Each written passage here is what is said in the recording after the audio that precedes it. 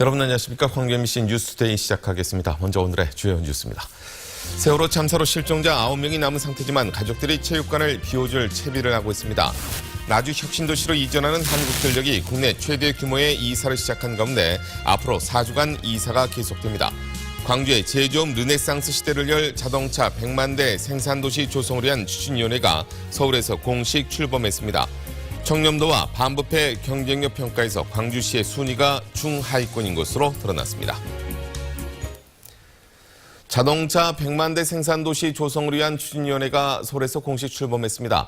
추진위원들은 광주의 제조업 르네상스 시전을 위해서는 자동차 산업 육성이 절실하다는 데 뜻을 함께했습니다. 이계상 기자입니다. 독일의 슈투트가르트와 일본의 요리이시, 실업 문제로 고통받던 도시들이 자동차 산업을 통해서 세계적인 경제 도시로 도약하게 됐습니다. 자동차 관련 산업체 700곳에서 4만 명이 일을 하고 있는 광주시 역시 자동차를 기반으로 같은 꿈을 꾸고 있습니다. 62만 대의 자동차 생산 능력을 갖춘 데 이어 자동차 100만 대 생산 기반을 조성해서 제조업의 르네상스를 준비하고 있는 것입니다. 정부에서 의지만 있으면 반드시 실현 가능한 그런 전통성과 또 일관성을 갖고 있는 사업 중에 하나가 광주에서 자동차 산업입니다. 광주를 위하여! 광주 자동차 산업 밸리를 성공시키기 위해서 각계 인사 100여 명이 참여하는 대규모 추진위원회가 꾸려졌습니다. 추진위는 자동차 산업 발전에 필요한 사회 통합과 생산성, 경쟁력을 높이기 위해서 각계 역량을 결집하는 역할을 맡게 됩니다. 또 국비 확보를 위한 대정부 건의와 자동차 생산 능력 증대를 위한 사회 통합 등의 적극적인 활동을 펼칠 예정입니다. 조금 큰 공장을 만들어서 광주에 경제를 지금보다 한 2배인지 3배로 키워내고 일자리를 만들어내고 하는 게 지금 우리가 위원회가 해야 할 일입니다. 윤장현 광주시장은 노사 민정 화합을 통해서 기업하기 좋은 환경을 만들고 획기적인 지원을 하겠다고 약속했습니다. 참여와 창조 새로운 모델로 만들어서 광주가 우리끼리만이 아닌 열린 광주로 변화하지 않고서는 이룰 수 없겠다는 그런 공감대를 갖게 됐습니다. 박근혜 대통령의 대선 공약으로 시작된 자동차 100만 대 생산도시 조성 사업이 광주의 미래를 밝게 하는 성장 엔진이 될 수 있을지 주목됩니다. MBC 뉴스 이계상입니다. 청렴도와 반부패 경쟁력 평가에서 광주시의 순위가 중하위권인 것으로 드러났습니다. 광주시 의회 박춘수 의원은 행정사무감사에서 국민권익위가 17개 광역자치단체를 대상으로 실시한 청렴도 평가를 공개하며 광주가 2009년 전국 1위를 차지한 이래 2010년 5위, 2012년 8위, 2013년 11위로 거의 매년 하락하고 있다고 밝혔습니다.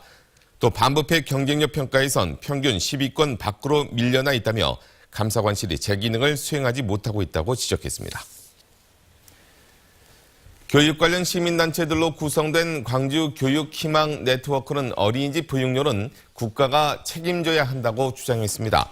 또 누리 과정 예산을 둘러싼 논란은 무상보육과 고교 무상급식 등의 복지 공약을 내걸어놓고 예산을 마련하지 못한 정부의 어설픈 정책 때문인데도 무상급식 때문에 빚어진 것처럼 왜곡하는 것은 단호히 반대한다고 밝혔습니다.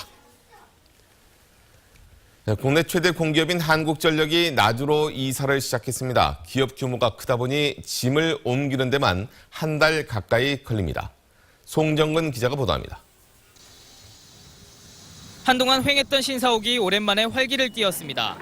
트럭에서 책상이 쉴 새 없이 내려지고 건물 안은 이삿짐을 옮기는 직원들로 북적입니다.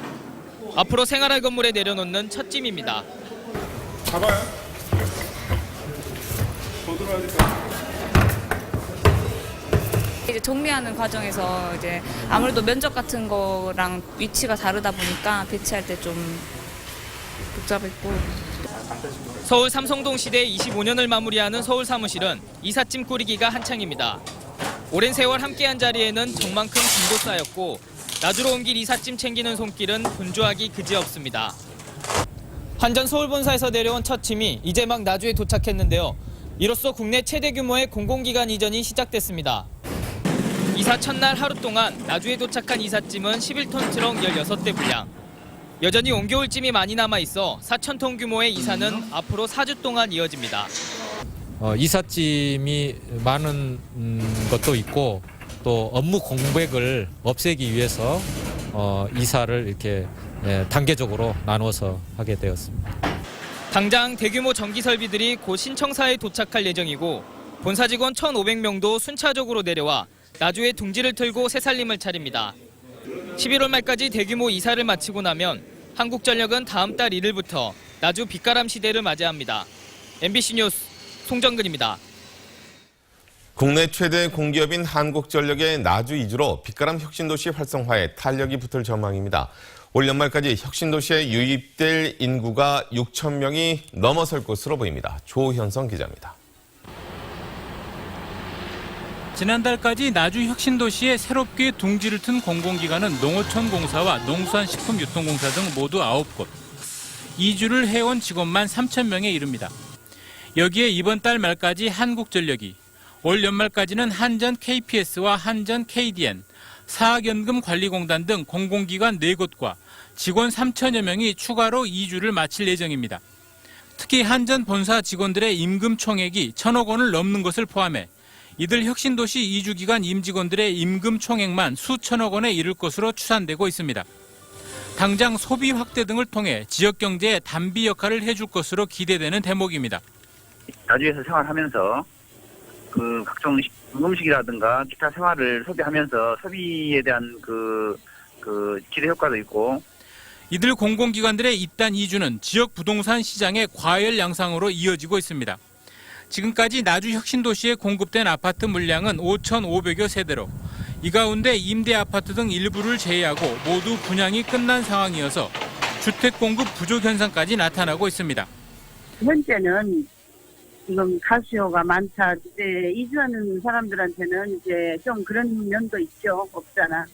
한전 본사의 이전과 함께 혁신도시 활성화에 더욱 속도가 붙을 것으로 예상되는 가운데 부족한 정주시설의 확충은 여전히 시급히 해결해야 할 과제로 지적되고 있습니다. MBC 뉴스 조현성입니다. 보신 대로 한전이 혁신도시로 이사를 시작했습니다. 한전이 오면서 한전 배구단도 광주로 올까요? 정용욱 기자입니다. 한국전력 빅스톰 배구단이 최근 완전히 달라졌다는 평가를 받고 있습니다. 지난 2시즌 동안 최하위에 그쳤지만 올해는 V리그 명문인 삼성화재와 현대캐피탈을 연파하고 선두를 노릴 정도로 돌풍을 일으키고 있습니다. 광주시가 한전 이주와 함께 한전 배구단을 광주로 유치하기 위해 한전과 접촉했습니다. 하지만 돌아온 답변은 당장은 연고 이전이 어렵다는 것이었습니다. 이미 올해 시즌이 시작돼 선수단 숙소 문제나 생활 여건 조성 등이 어렵다는 이유에서입니다. 광주시 내부적으로도 내년 하계 U대에 염주체육관이 배구 경기장으로 사용됨에 따라 U대 이후인 내년 시즌부터나 한전 배구단 유치를 목표로 잡고 있습니다. 내년도에는 가능한 한 우리 시에서는 내년도부터는 V리그가 가능하도록 하여튼 열심히 노력을 하고 있는 중입니다. 하지만 한전 측은 배구단 이전을 검토한 건 맞지만 현재로선 현 연고지인 수원을 떠날 계획이었다며 배구단 이전설을 일축했습니다. 아직 명확하게 우리 저희가 내려간다 안 내려간다 이런 내려간다고 말씀드릴 수는 없는 상황이거든요. 한전 배구단을 유치해 광주가 겨울 스포츠 불모지에서 벗어날 수 있을지 주목됩니다. MBC 뉴스 정용욱입니다. 다음 뉴스입니다. 세월호 참사 207일째 여전히 실종자 9명이 남은 상태지만 가족들은 체육관마저 비워줄 채비를 하고 있습니다.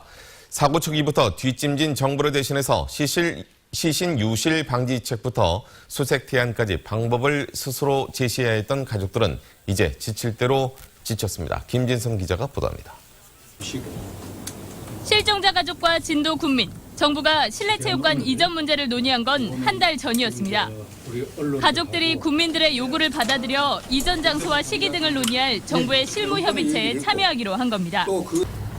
각각의 입장들을 좀 들어보고 해결책을 정부가 좀 나서서 모색해주면 좋겠다 하는 여러 가지 경로를 통해서 요청이 있었습니다.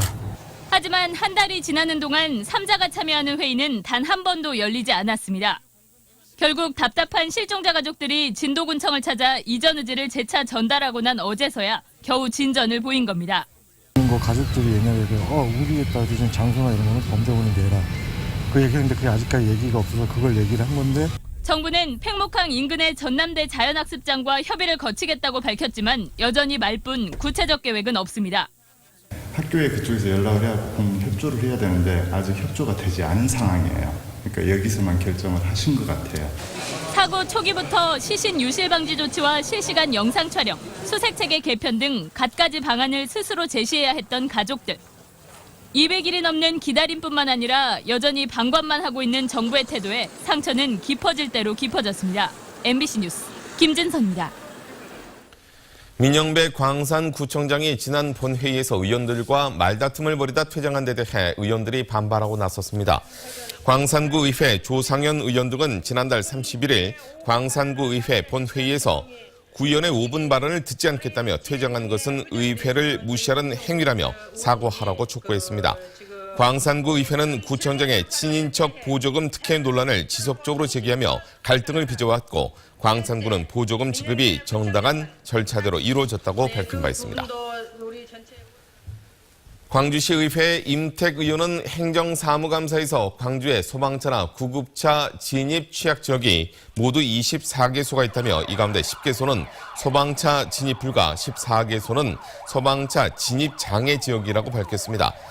임 의원은 대부분 자치구에서는 예산 부족으로 재정 투입 우선순위에서 소방차 진입 취약지역 도로 개설 사업이 뒤로 밀려나고 있다며 광주시가 자치구에게만 맡기지 말고 적극적으로 예산 지원을 해야 한다고 강조했습니다. 빚을 갚지 않으려고 채권자 여성 2명을 살해하고 시신을 유기한 혐의로 기소된 30대 남성이 무기징역을 선고받았습니다. 광주지법은 강도살인 혐의로 기소된 36살 김모 씨에 대해 무기징역을, 공범 25살 류모 씨와 박모 씨에게는 징역 30년과 25년을 각각 선고했습니다. 재판부는 범행을 치밀하게 준비하고 피해자를 잔혹하게 살해했으며 피고 측 주장과 달리 정황상 빚을 갚지 않았다고 판단해 강도살인죄를 인정한다고 밝혔습니다. 나주경찰서는 빈집만 노려 수천만 원어치의 금품을 훔쳐 달아난 혐의로 51살 박모 씨 등 2명을 구속했다고 밝혔습니다. 박 씨 등은 지난달 27일 오전 11시 30분쯤 나주시 남평읍의 한 1층 아파트에 침입해 250만 원어치의 귀금속을 훔쳐 달아나는 등 지난 8월부터 최근까지 8차례에 걸쳐 2,300만 원어치의 금품을 훔쳐 달아난 혐의를 받고 있습니다. 경찰 조사 결과 이들은 아파트 초인종을 눌러 빈집임을 확인한 뒤 범행을 저지른 것으로 드러났습니다.